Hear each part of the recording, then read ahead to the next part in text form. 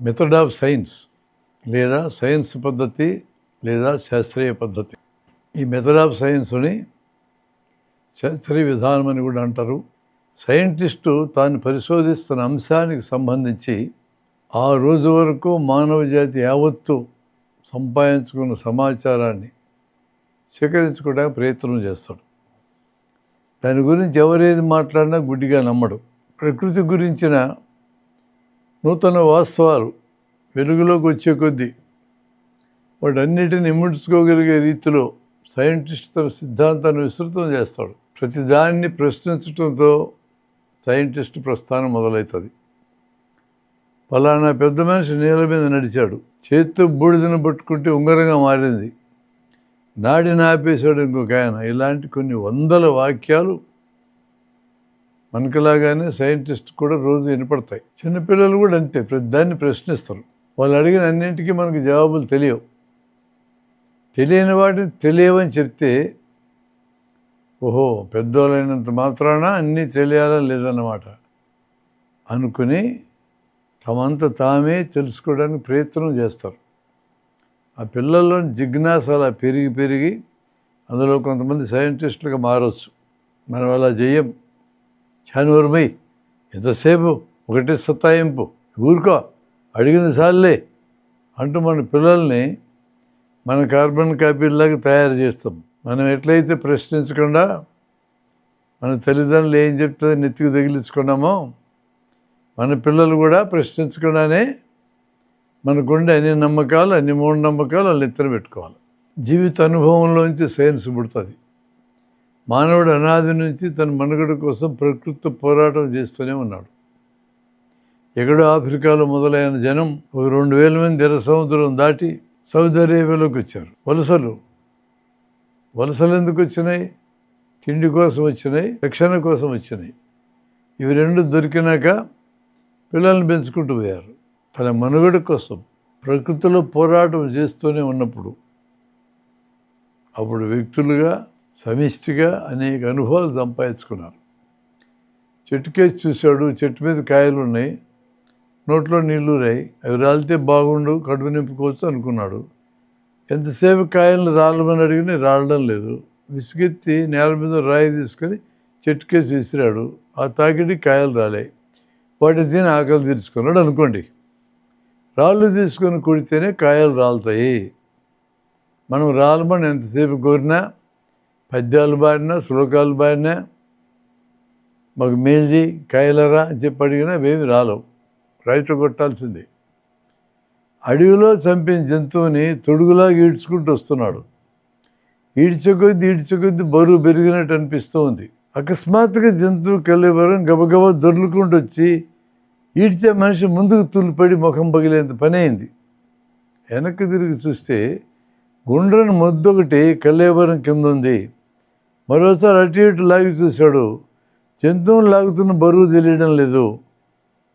ఇంకా ముందుకు లాగాడు. ముద్దు దాటి జంతువు యువతలొచ్చి పడ్డది. మళ్ళీ యథాప్రకారం పాత బరువు అలానే తెలియసాగింది. ఈ అనుభవంతో గుండ్రని వస్తువుల మీద నుంచి వస్తువును లాగితే బరువు ఉన్నట్టే తెలియడం లేదని అర్థమైంది.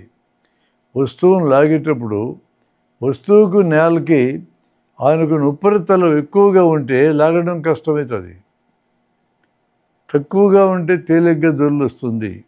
ఈ ఉపరితలం తక్కువ ఎక్కువ ఈ గొడవ అంతా అతనికి తెలియదు. గుండ్రటి వస్తువు మించి లాగితే దొల్లుకొని వచ్చింది, మామూలుగా లాగితే బరువు ఎక్కువ ఉంది. అంతవరకు అర్థమైంది. అట్లాంటి ప్రకృతి నియమం ఒకటి ఉందని అడిగి తెలియదు, విషయం అయితే తెలిసింది. ప్రకృతిలో ఉంది, దాన్ని ఇప్పుడు కనుక్కున్నాడు.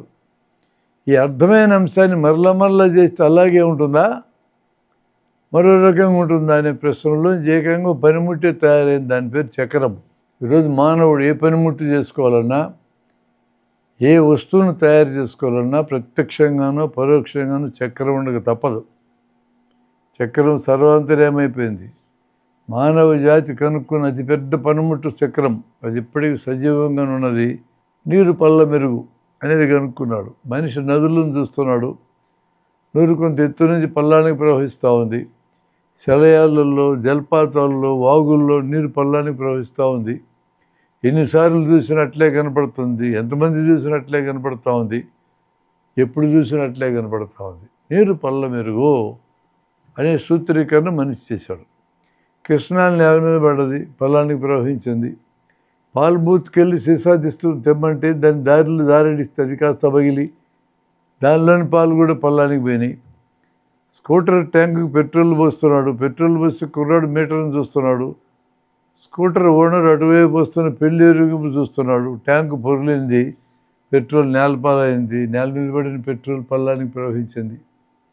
నీరు పళ్ళ మెరుగు స్థానంలో ద్రవ పదార్థాలు నేల మీద పడితే పల్లానికి పోతాయి అనే సామెతని మార్చుకొని సూత్రీకరించాడు. ఇంకొంచెం అభివృద్ధి చేసుకున్నాడు పాత అనుభవాన్ని. ద్రవ పదార్థాలే కాదు, ఏ వస్తువులనైనా ఎక్కడైనా ఎప్పుడైనా కొంత ఎత్తు నుంచి వదిలితే నేల మీద పడతాయని కూడా కనుక్కున్నాడు.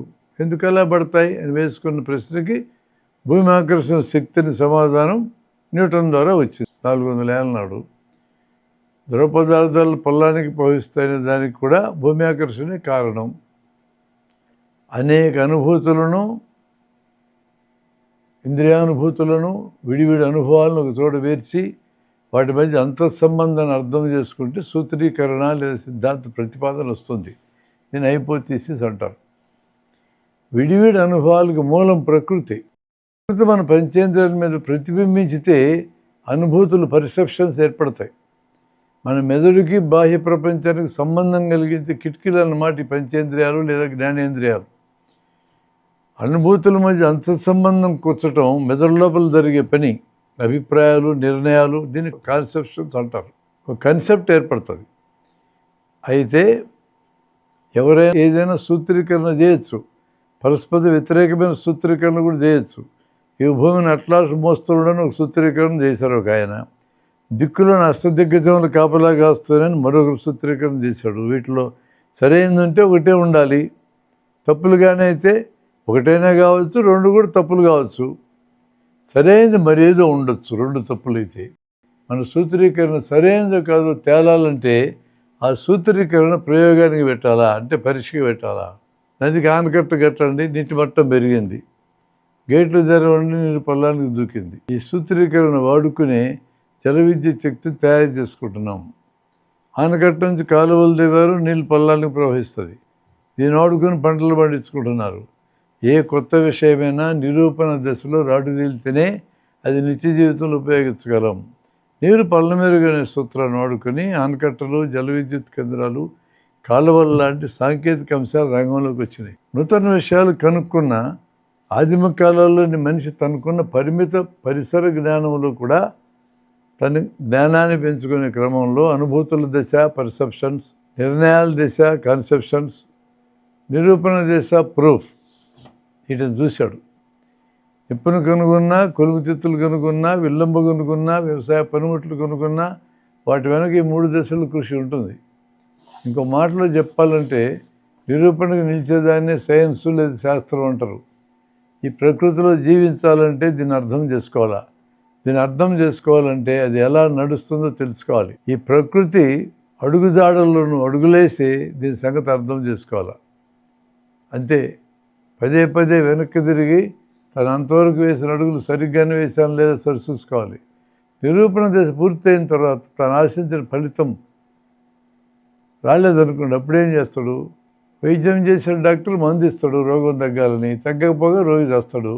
ఎక్కడ తప్పోయాడు?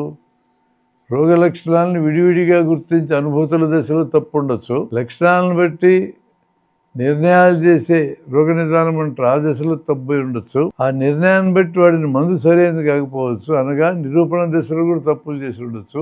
100 ఏళ్ళు ఉండాల్సిన డామ్ 10 ఏళ్ళుగా కూలిపోతే ఇంజనీర్లు ఈ పరిశీలన చేస్తారు. ఫస్ట్ క్లాసులో పాస్ అవ్వాల్సిన కుర్రోడు నంబర్ పేపర్లో కనపడకపోతే ఉపాధ్యాయుడు ఈ పరిశీలన చేస్తాడు. ఖచ్చితంగా శిక్ష పడుతుందని భావించిన వాడు నిర్దోషిని విడుదలైతే లాయర్లు కూడా ఆలోచిస్తారు ఎక్కడ తప్పు జరిగిందని. క్షేమంగా జరుగుతుంది అని సర్టిఫికేట్ ఇవ్వబడ్డ విమానాశ్రయం దాటుకుని కూలిపోతే ఏవియేషన్ ఇంజనీర్లు కూడా ఇది ఆలోచన చేస్తారు. వీళ్ళంతా మొదటి దశ నుంచి విశ్లేషణ చేసుకుని ఎక్కడ తప్పు చేసే గుర్తించాల్సిందే. అనుభూతుల దశలో తప్పుపోకుండా ఉండాలంటే ఏం జాగ్రత్త తీసుకోవాలి? నిర్ణయాల దశలో తప్పుపోకుండా ఉండాలంటే ఎలా ఉండాలి? ప్రయోగం దశలో తప్పుపోకుండా ఉండాలంటే ఏం చేయాలి? అసలు ఇవన్నీ ఎందుకు చేయాలి? నిన్నటికంటే ఈరోజు, ఈ రోజు కంటే రేపు మానవ జీవితాన్ని సుఖప్రదం చేసుకోవాలంటే ప్రకృతితో పోరాటం తప్పదు. ఈ పోరాటంలో భాగం పరికరాలు, పనిముట్లు. ఈ పరికరాలు సాంకేతిక పరిజ్ఞానంలో భాగం. సాంకేతికం సైన్స్ యొక్క సామాజిక పొడిగింపు మాత్రమే. పనిముట్టు రావాలంటే ఆ పనిముట్టు ఎక్కడి నుంచి వస్తుందో ఆ ప్రకృతి గురించి తెలియాలంటే ఉన్నదన్నట్టు తెలియాలా. ప్రకృతి ఎలా ఉన్నదో, ప్రకృతి నియమాలు ఏంటో తెలియజేసేదే సైన్స్. ఆ నియమాలు తెలుసుకోవాలంటే పై 3 దశల గుండా ప్రయాణం చేయాల్సిందే. మొదటి దశ అయినా అనుభూతి దశలో తప్పకుండా ఉండాలంటే మనకు ప్రకృతిలో ఉన్నదాన్ని ఉన్నదన్నట్టు గమనించగలిగే దృష్టి ఉండాలా. దాన్ని శాస్త్రీయ దృష్టి అంటారు. భౌతికంగా ఉన్నదాన్ని ఉన్నట్టుగా తెలుసుకునే దాన్ని భౌతికవాద దృష్టి అని కూడా అంటారు. ఉన్నది ఉన్నట్టుగా చూడడం, ప్రకృతిలో ఉన్నదాన్ని ఉన్నట్టుగా చూడడం ఈ ప్రకృతిని అర్థం చేసుకోవడానికి మొదటి మెట్టు. ఇంతగా ఉన్నదనబడేది ఏంటి? మన చుట్టూ అనేక వస్తువులు ఉంటాయి. మనం అనేక వస్తువులు వాడుకుంటాం, తయారు చేస్తాం. ఒక వస్తువును మార్పు చేసి మరో వస్తువును తయారు చేస్తాం. ఎన్నో వస్తువులు లేకుండా కూడా చేస్తాం. అన్నం తిని మాయం చేస్తాం. మనుషుల్ని బాంబులు మాయం చేసేస్తాయి. గడ్డవును నిబ్బెట్టి మాయం చేస్తాం. మాయం చేయటం అంటే వాటిని లేకుండా చేస్తున్నాము అంటే మాయం చేస్తున్నాము. నేను సృష్టిస్తాను ఆ భాష కాదు ఇది. అవి మరో రూపంలోకి పోతున్నాయని అర్థం. మనతో ప్రమేయం లేకుండానే సృష్టి జరుగుతుంది. మన చుట్టూ కుక్క పిల్లలు పుట్టడానికి మన సాయం పని లేదు. అడవుల్లో మొక్కలు మన పర్మిషన్ తీసుకుని మొలకెత్తవు. ఈ కొండలు, గుట్టలు, పర్వతాలు మనల్ని అడిగి తయారు కాలేదు. మనతో ప్రమేయం లేకుండా వస్తున్నాయి, పోతున్నాయి. జంతువులు చనిపోతున్నాయి, అడవులు అంతరించిపోతున్నాయి. ఎల్లకాలం బతకాలని కోరిక మనుషులకున్న అల్లు చచ్చిపోతూనే ఉన్నారు. ఈ పుట్టుగా ముగింపుల మధ్య పెరుగుదల ఉంది. చెట్టు పుట్టిన తర్వాత పుచ్చిపోయి నశించేదాకా పెరుగుతుంది. మనిషి పెరుగుతాడు. ఈ పెరుగుదలని డెవలప్మెంట్, అది అభివృద్ధి అంటాం. తత్వశాస్త్రంలో కాల ప్రవాహంలో గతంలోంచి వర్తమానంలోకి, వర్తమానంలోంచి భవిష్యత్తులోకి పోవడాన్నే అభివృద్ధి అంటాం. 1951లో పుట్టి 91 దాకా పెరిగి 92లో చనిపోయి మరో వస్తువుగా మారాడు. మనిషి అనే వస్తువు శవమనే వస్తువుగా మారింది అంటాం. ఈ మార్పు గతంలోంచి వర్తమానంలోకి వచ్చింది. కాబట్టి తత్వశాస్త్ర పరిభాషలో దీన్ని అభివృద్ధి అంటాం. విచిత్రంగా లేదు. ఇక్కడ వస్తువు అనే మాట కూడా కేవలం నిత్యం మనం వాడుకునే వస్తువులకే వాడడం లేదని గమనించాలి. భూస్వామ్య కాలంలో ఉన్న ఉమ్మడి కుటుంబాలు అభివృద్ధి చెంది వేరు కుటుంబాలు వచ్చాయి. ఈ యంత్రాంగంలో ఇక్కడ కుటుంబాలను వస్తువులు అంటాం. ఈ మార్పును అభివృద్ధి అంటాం. మామూలు నిఘంటు అర్థంలో అభివృద్ధి వేరు, సావును ఖచ్చితంగా అభివృద్ధి అనం. మామూలు నిఘంటువులు వేరు కుటుంబాలని అభివృద్ధి అనే వాళ్ళు ఉన్నారు, తిరోగమనం అనే వాళ్ళు ఉన్నారు. తత్వశాస్త్ర పరిసరంలో సౌలభ్యం కోసం చుట్టూ అన్నింటినీ వస్తువులు అంటాం. జరిగే ప్రతి మార్పును అభివృద్ధి అని అంటాం.